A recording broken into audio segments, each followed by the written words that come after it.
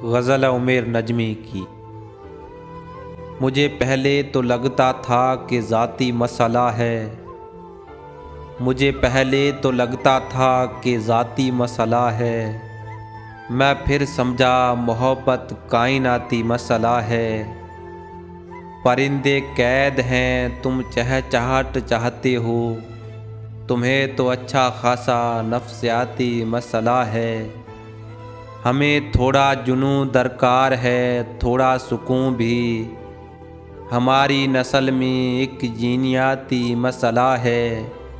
बड़ी मुश्किल है बनते सिलसिलों में यह तवक्कुफ़, हमारे राबतों की बेसबाती मसला है।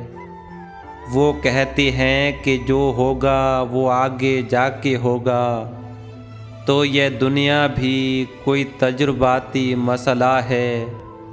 हमारा वस्ल भी था इत्तफाकी मसला था, हमारा हिज्र भी है हादसाती मसला है।